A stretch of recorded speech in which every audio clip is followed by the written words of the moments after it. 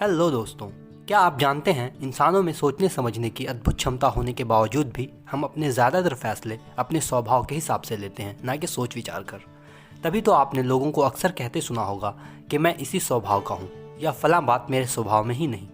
तो आखिर ये स्वभाव है क्या, बनता कैसे है, वे कौन से नियम हैं जिनके हिसाब से हम काम करते हैं, क्यों हम अपनी खूबियों को दबाने लगते हैं और कैसे हम अपने गुस्से को पॉजिटिव वे में इस्तेमाल कर सकते हैं। इन्हीं सवालों के जवाब हम रॉबर्ट ग्रीन की किताब the laws of human nature से जानने की कोशिश करेंगे। मानव इस धरती पर लाखों वर्षों से रह रहा है। हमने कई तरह के कुदरती कहर को झेला है और खुद भी कई तरह की तबाहियां मचाई हैं। तब से अब तक कई जीव विलुप्त हो गए और कई विलुप्त होने की कगार पे हैं, परंतु हमारा अस्तित्व अभी तक है।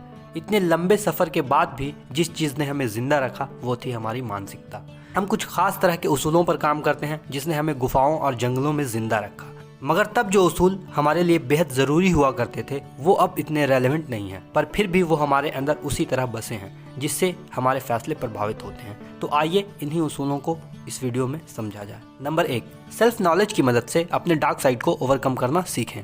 हम सभी के दो चेहरे होते हैं, एक वो जो हम दुनिया को दिखाते हैं, इसे ऑथर ने लाइट साइड कहा है, और दूसरा वो जो हम दूसरों से छुपाते हैं, इसे रॉबर्ट ग्रीन ने डार्क साइड या शैडो कहा है। डार्क साइड या शैडो हमारी वे कमियां हैं जिन्हें हम लोगों से छिपाते फिरते हैं, पर फिर भी ये कभी ना कभी सबके सामने जाहिर हो ही जाती हैं, स्पेशली तब जब हम गुस्से में होते हैं। तो आइए देखें इसे छुपाने के बजाय कैसे 4 स्टेप प्रोसेस की हेल्प से इन्हें कम या ख़त्म किया जा सकता है। Step number 1, see the shadow. इस स्टेप में अपने डार्क साइड यानी अपनी कमियों को देखें, उन पे गौर करें। Step number 2, embarrass the shadow. इसमें आप सच्चे दिल से ये स्वीकारें कि हाँ ये आपकी कमियां हैं। Number 3, explore the shadow. इस स्टेप में आप अपने खामियों पर विचार करें और उनके होने की वजह को जानें। Step number 4, show the shadow. इस स्टेप में आप अपने शैडो को छुपाने के बजाय विनम्र तरीके से उसे दिखाने की कोशिश करें, जिससे आप लोगों को वही दिखेंगे जो आप वास्तव में हैं। अपने ट्रू सेल्फ को दिखाना, सेल्फ एक्सेप्टेंस को शो करना है। नंबर 2, हमारे काम सोच विचार के बजाय कुछ खास नियमों पर आधारित होते हैं। भावनाएं हमारे फैसलों में दखल देती हैं, जिससे हमारे कई सारे फैसले गलत होते हैं। अगर आप बेहतर फैसले लेना चाहते हैं तो जल्दबाजी में फैसले लेना छोड़ दें। फैसले लेते समय अक्सर हम इन पूर्वाग्रहों से ग्रसित होते हैं, कंफर्मेशन बायस। इसमें हम अपने फैसले लेते हुए अपने जैसे लोगों से ही सहमति लेते हैं, जिससे हमें यकीन हो जाए कि हम सही हैं, पर यहाँ हम ये बात भूल जाते हैं कि वे लोग भी हमारी तरह ही सोचते हैं। नंबर 2, अपीयरेंस बायस। इसमें हम किसी को उसकी फिजिकल अपीयरेंस के हिसाब से जज करते हैं, यानी अगर कोई खूबसूरत दिख रहा है तो वो अच्छा है, ऐसा हम मान लेते हैं। नंबर 3, ग्रुप बायस। इसमें हमें किसी खास ग्रुप के लोगों की सारी बातें अच्छी ही लगती हैं। इसके उदाहरण के लिए आप किसी पॉलिटिकल पार्टियों के सपोर्टर्स को ले सकते हैं। नंबर 3, आदमी का स्वभाव उसके काम से दिखता है, ना कि उसकी सोच से। वैसे तो हम सब लोग खुद को बहुत पसंद करते हैं और इसे हम सेल्फ लव कहते हैं। जो लोग खुद को ज़्यादा पसंद करते हैं उन्हें बचपन में परिवार से बहुत प्यार मिला होता है, वो बाकी के लोगों को अपना ही हिस्सा समझते हैं। ठीक इसके उलट जिन्हें बचपन में माता पिता से प्यार नहीं मिला होता है वो लोगों से भी नफरत करने लगते हैं और सिर्फ अपने बारे में सोचते हैं। इस तरह के लोगों में सहानुभूति की भावना नहीं होती, जबकि खुद को बेहतर बनाने के लिए हम में सहानुभूति का होना बेहद ज़रूरी है।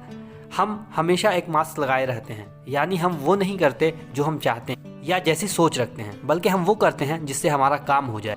इस तरह से हम अपने असल स्वभाव पर हमेशा पर्दा डालने की कोशिश में लगे रहते हैं। नंबर 4, जलन और प्रतियोगिता की भावना हम सभी के अंदर होती है। खूबियां और खामियां हम सभी के व्यक्तित्व का हिस्सा हैं। इनमें से कुछ तो बचपन से हमारे अंदर होती हैं और कुछ हम परिस्थिति के हिसाब से अपना लेते हैं। हमें चाहिए कि हम पहले अपनी ताकत और कमजोरी पर ईमानदारी से एक नज़र डालें और सेल्फ असेसमेंट के बाद खूबियों को बढ़ाना और खामियों में सुधार करना शुरू करें। हमारी खामियों में ही एक खामी है दूसरों से जलन या ईर्ष्या करना। इसमें हम उन चीज़ों की वजह से दूसरों से ईर्ष्या करने लगते हैं जो दूसरों के पास तो होती हैं परंतु हमारे पास नहीं। कभी कभी ये प्रतिस्पर्धा को जन्म देती है, जिससे हम खुद को बेहतर बनाने और वो सब हासिल करने के लिए काम करने लग जाते हैं। नंबर 5, हम हमारे सामने के कामों पर ध्यान देते हैं। इंसान जब जंगलों में रहते थे तब वे सिर्फ खाने और खुद को जानवरों से बचाने के बारे में सोचते थे। वे ज़्यादा प्लानिंग नहीं करते थे। वे तब तक एक जगह पर रहा करते थे जब तक उन्हें वहाँ कोई खतरा महसूस ना हो। हमारे साथ भी अक्सर यही होता है। आप किसी ज़रूरी काम को करने जा रहे हैं पर आपके फ़ोन की घंटी उस काम को बुला देती है और आप वो करने लग जाते हैं जो हमारी आंखों के सामने होने लग रहा हो। हालांकि दूर की ना सोचना और तुरंत फैसले लेना हमारे लिए नुकसानदायक है, पर फिर भी हम ये करते हैं क्योंकि हमारे मस्तिष्क का विकास ही इसी तरह से हुआ। नंबर 6, नेगेटिव इमोशंस पर काबू कर हम खुद को बर्बादी से बचा सकते हैं। नकारात्मकता हमसे हमारी खुशियां छीन लेती है। जब आप ये सोचते हैं कि नाकाम होना आपकी किस्मत में लिखा है तो आप हो भी जाते हैं। पर इसमें दोष आपकी किस्मत का नहीं बल्कि आपकी सोच का है। किस्मत बदलने के लिए आपको आपकी सोच को बदलना होगा। नेगेटिव भावनाओं पर विजय प्राप्त करने के लिए आपको सबसे पहले ये मानना होगा कि हाँ वो आपके अंदर हैं, और फिर इनसे पीछा छुड़ाने के लिए आपको निरंतर उसी दिशा में प्रयास करना होगा। तब जाकर आप इस पर विजय प्राप्त कर लेंगे। नंबर 7, दूसरे क्या सोचेंगे ये सोचकर आप अपनी खूबियों को दबाने लगते हैं। हम सब में अलग अलग तरह की क्षमताएं होती हैं जिससे हम अलग अलग तरह के कामों को कर सकने के काबिल बन सकते हैं, लेकिन हम अपनी इस खूबी को और क्या कहेंगे ये सोचकर दबाने लग जाते हैं, जिससे हमें सुखद परिणाम नहीं मिल पाता। मैरी क्यूरी उस समय पैदा हुई जब महिलाओं को पढ़ने तक की आज़ादी नहीं थी, पर न सिर्फ उन्होंने पढ़ाई पूरी की बल्कि कई सफल प्रयोगों के कारण आज उनका शुमार दुनिया के महानतम वैज्ञानिकों में होता है। नंबर 8, इमेज की चिंता हमें नए प्रयोग करने से रोकती है।